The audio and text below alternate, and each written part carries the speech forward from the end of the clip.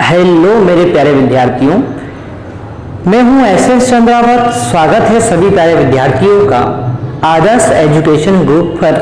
और इस ऐप को सभी बच्चों ने डाउनलोड कर लिया होगा, ऐसी मैं सबसे आशा करता हूं। और आप लोगों के लिए मैं फिर से लेकर हाजिर हो गया हूं बीएससी फर्स्ट ईयर केमिस्ट्री। और बीएससी फर्स्ट ईयर केमिस्ट्री में मैं आप लोगों को पढ़ाने वाला हूं लेसन 1 एटॉमिक स्ट्रक्चर के बारे में।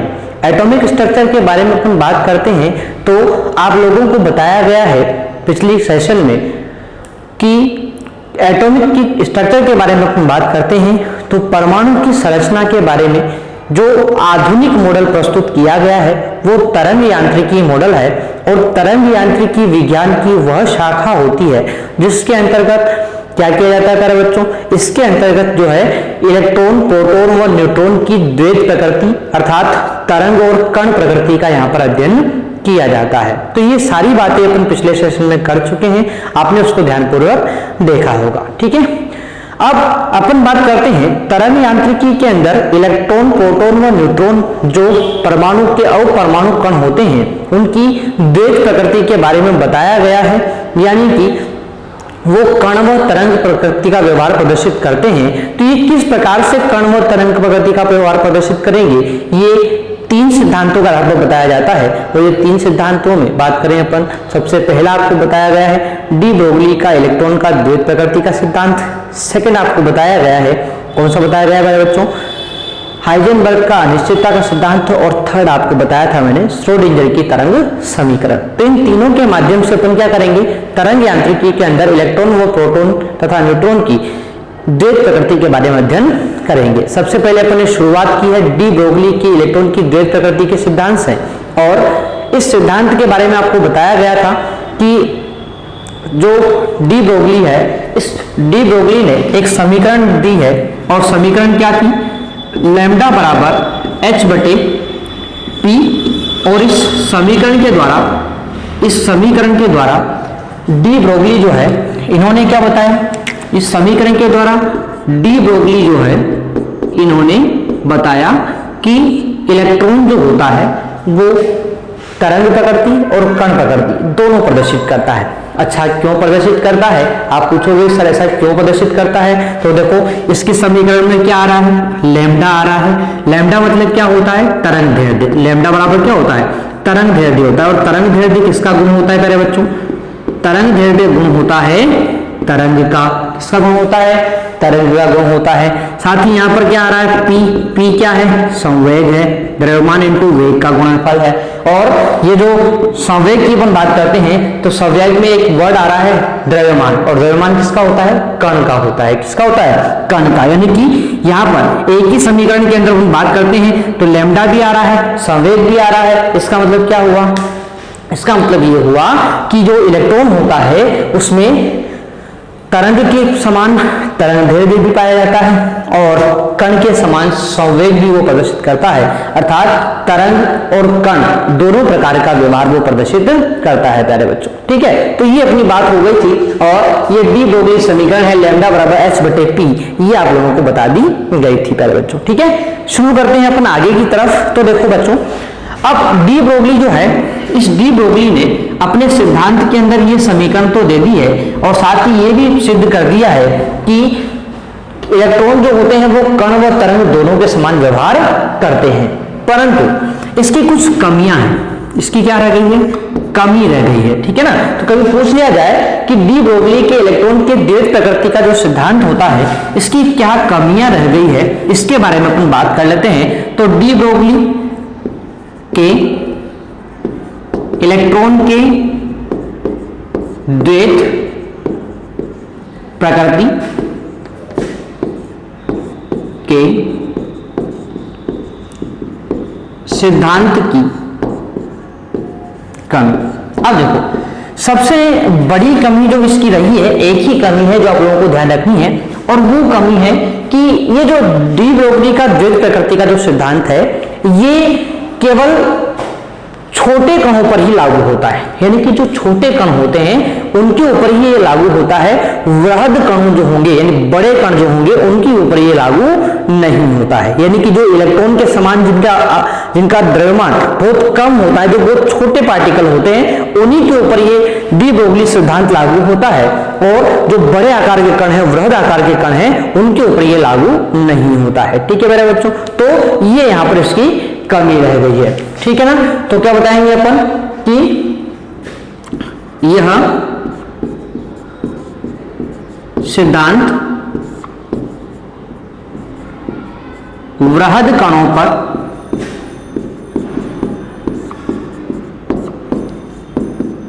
लागू नहीं होता है। ठीक है, तो इसकी एक ही कमी है यहां पर, और क्या है कमी कि यह सिद्धांत जो है वृहद कणों पर लागू नहीं होता है, बड़े कणों पर लागू नहीं होता है। अब आप पूछेंगे सर ऐसा क्यों हो कि ये बड़े कणों पर लागू नहीं होता?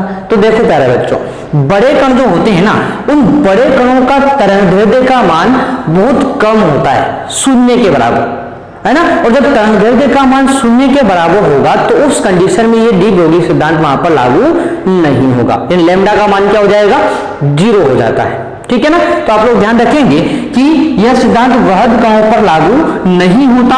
कारण पूछ लिया जाए कि ऐसा क्यों होता है, तो आप लोग क्या बताओगे, क्योंकि वृहद कणों का तरंगदैर्ध्य न्यूनतम या शून्य होता है। क्या होता है प्यारे बच्चों, न्यूनतम या शून्य होता है। ठीक है ना, इसलिए जो है ये बड़े कणों पर लागू नहीं होता। तो ये था डी ब्रोगली के इलेक्ट्रॉन के द्वैध प्रकृति के सिद्धांत की कमी। एक ही कमी है जो आप लोगों को यहाँ पर याद रखना है कि ये बड़े कणों पर लागू नहीं होता है। क्यों नहीं होता, क्योंकि बड़े कणों का तरंगदैर्ध्य क्या होता है, न्यूनतम होता है या शून्य होता है। जब लैम्डा का मान शून्य हो जाएगा तो उस कंडीशन में ये डी ब्रोगली सिद्धांत वहां पर लागू नहीं होता है। ठीक है मेरे बच्चों, चलो तो ये था अपने डी ब्रोगली सिद्धांत की कमी।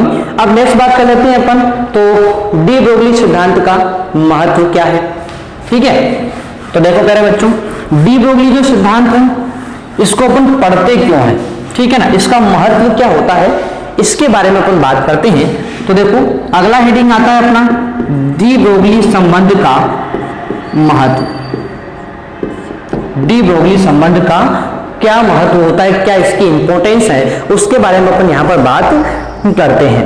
ठीक है, देखो अब देखो दोस्तों, अपन बात करें यहां पर तो बोर की द्वितीय अवधारणा के अनुसार इलेक्ट्रॉन केवल, आप लोगों ने पढ़ा है नील्स बोर जो है इसके बारे में अपन बात करें तो आप लोगों ने ये पढ़ा है कि नील्स बोर जो है इन्होंने परमाणु मॉडल प्रस्तुत किया है, परमाणु संरचना के बारे में विस्तार से जानकारी दी है।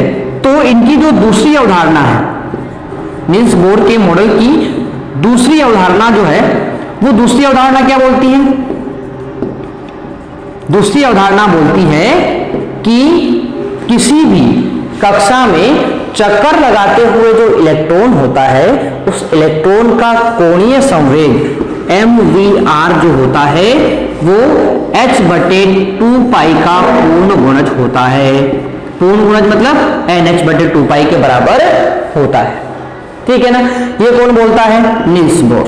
ठीक है, तो नील्स बोर की अवधारणाएं आप लोगों ने पढ़ी है, और आपको पता होना चाहिए कि इसकी दूसरी अवधारणा क्या बोलती है कि किसी भी कक्षा में चक्कर लगाते हुए इलेक्ट्रॉन का जो कोणीय संवेग होता है MVR, कोणीय संवेग क्या होता है इलेक्ट्रॉन का, MVR होता है। और ये जो कोणीय संवेग होगा, ये जो कोणीय संवेग MVR होगा वो h/2π का पूर्ण गुणज होगा या फिर NH/2π के बराबर होता है। ये बात आप लोगों ने पढ़ी है, ठीक है ना। परंतु ये तो बोर ने बता दिया है, परंतु बोर जो है वो इसका स्पष्टीकरण नहीं कर पाए थे। ठीक है ना, यानी कि ये जो फॉर्मूला यहां पर दिया गया है कि MVR बराबर NH/2π होता है, इसका स्पष्टीकरण वो प्रस्तुत नहीं कर पाए, स्पष्टीकरण नहीं दे पाए थे। कौन? बोर। ठीक है ना, यानी बोर की जो दूसरी अवधारणा है, इस दूसरी अवधारणा के अनुसार mvr बराबर nh बटे 2 होता है। इसका स्पष्टीकरण यानी ये किस प्रकार से हुआ, इसके बारे में नील्स बोर जो है वो स्पष्ट नहीं कर पाए थे। ठीक है ना, और उसके बाद अपन बात करते हैं तो देखो डी ब्रोगली का इससे क्या संबंध है। तो देखो डी ब्रोगली के अनुसार इलेक्ट्रॉन की प्रकृति दो प्रकार की होती है। कैसी होती है भाई? इसकी प्रकृति तरंग प्रकृति भी होती है और कण प्रकृति भी होती है। दोनों प्रकार की प्रकृति प्रदर्शित करता है कौन? इलेक्ट्रॉन। किसके अनुसार? डी ब्रोगली के अनुसार ये प्रदर्शित करता है। और कोई भी तरंग जो होती है, कोई भी जो तरंग होती है वो एक निश्चित कला में तब ही हो सकती है जब उस तरंग की परिधि तरंग दैर्ध्य के सरल गुणक हो। यानी कि डी ब्रोगली क्या बोलते हैं? डी ब्रोगली बोलते हैं कि कोई भी तरंग एक निश्चित कला में तभी हो सकती है जब उसकी परिधि जो है वो तरंग दैर्ध्य के क्या हो? गुणज हो। तरंग दैर्ध्य जो होता है, परिधि जो होगी वो तरंग दैर्ध्य के क्या हो? सरल गुणज हो, तभी क्या हो सकता है? वो एक निश्चित कला में चक्कर लगा सकता है। यानी कि एक निश्चित कला जो होती है उसमें तरंग होती है। ठीक है, तो प्यारे बच्चों मैंने आपको क्या बताया है?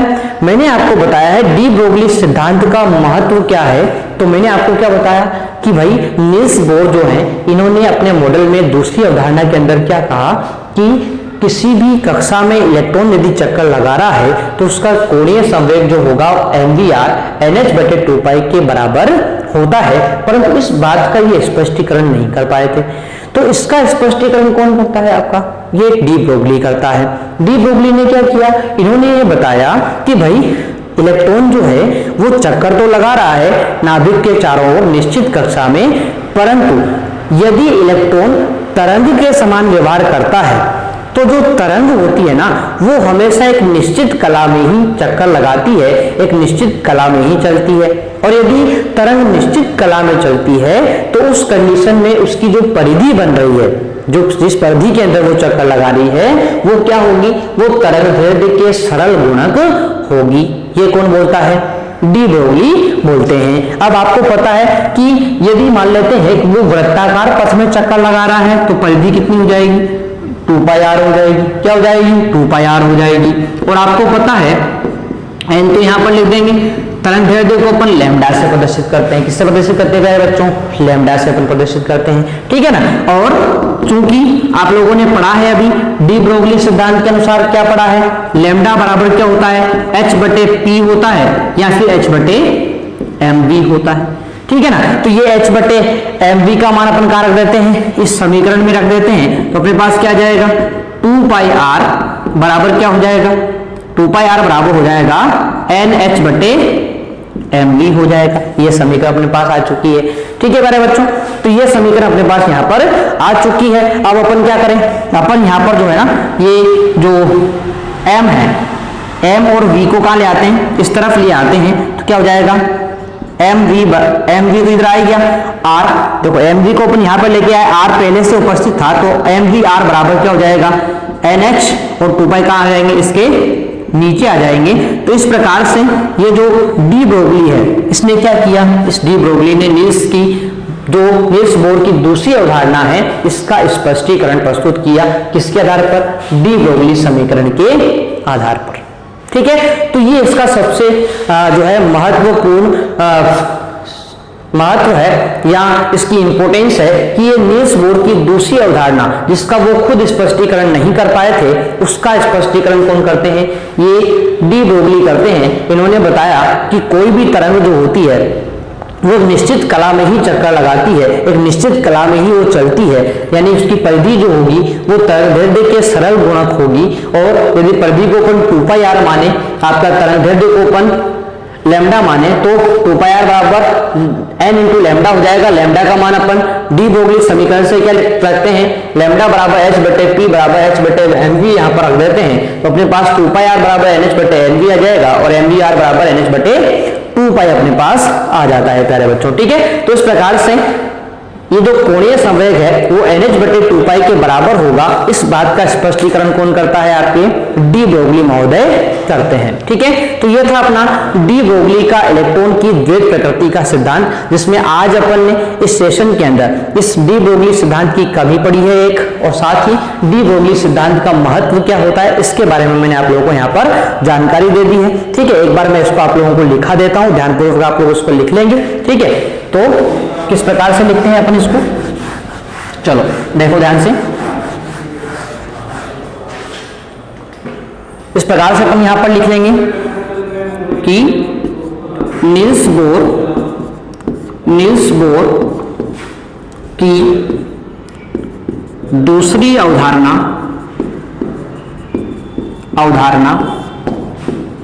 के अनुसार किसी निश्चित कक्षा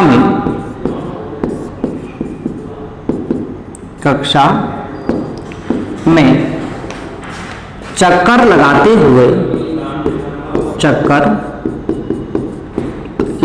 हुए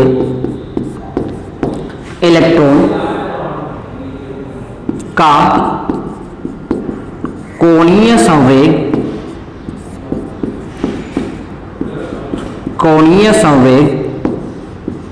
mvr h/2π का पूर्ण गुणज होता है, पूर्ण गुणज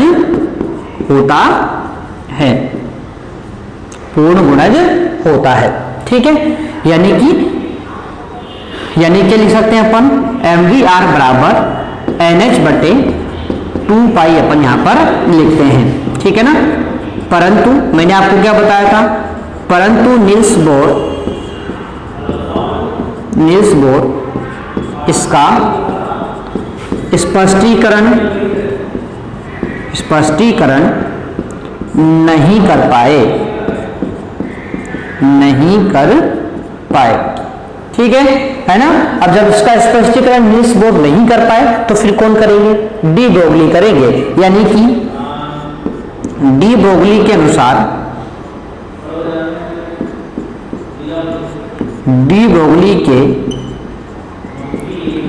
अनुसार इलेक्ट्रॉन तरंग व कण दोनों प्रकृति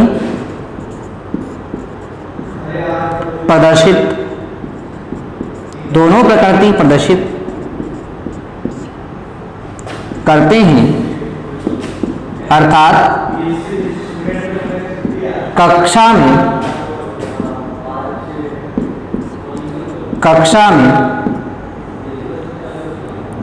इलेक्ट्रॉन तरंग के समान चक्कर लगाते हैं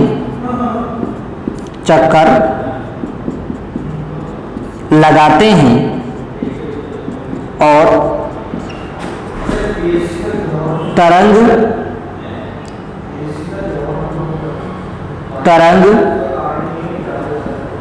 सदैव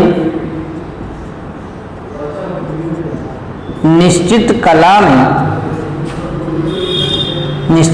में तभी चलती है जब उसकी परिधि, किसकी? कक्षा की परिधि। ठीक है, जब उसकी परिधि तरंग दैर्ध्य के सरल गुणक हो। ठीक है, तो केवल तभी चक्कर लगाएगी जब उसकी परिधि तरंग दैर्ध्य का क्या हो? सरल गुणक हो। ठीक है ना। अब इसको अपन यहां पर समझते हैं इस बात को।